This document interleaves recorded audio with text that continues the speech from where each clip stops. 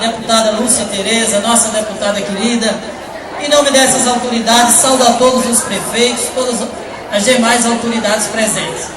Antes de falar, eu quero aqui justificar a ausência do presidente da Câmara, senhor Darcy Kirchner, que está em Porto Velho resolvendo problemas do nosso município.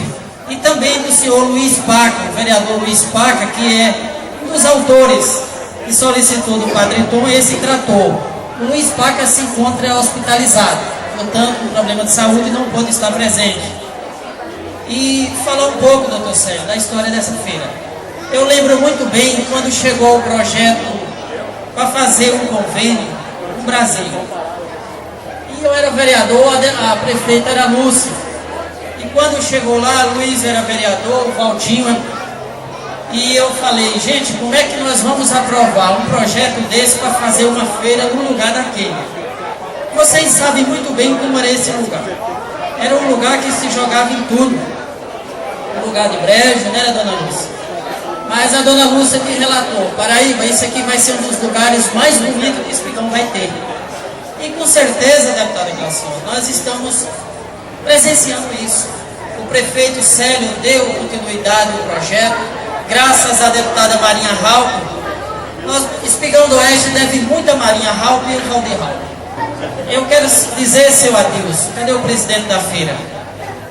Que nós temos muitos que agradecer aos feirantes. Porque se não fossem esses feirantes, nós estaríamos pagando preços maiores pelos produtos que aqui eles vendem. Se não fossem eles, pode ter certeza.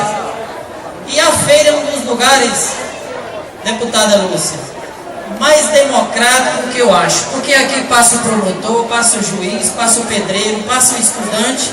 É um lugar que a gente encontra mais pessoas da classe social. E para não me estender muito, deputada Glaucione, nós agradecemos o caminhão que a senhora trouxe. A deputada Lúcia, há poucos dias, entregou 3 caminhões, vai entregar 6 tratores.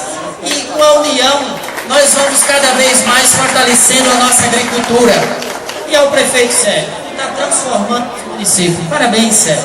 Sempre eu te apoiei e vou continuar apoiando os seus trabalhos. E o projeto aqui da Feira do Produtor, nós aprovamos na Câmara em homenagem ao Teté. Teté aqui, todos conhecem o Teté, foi um dos primeiros plantadores de laranja do nosso município que incentivou a Feira Livre.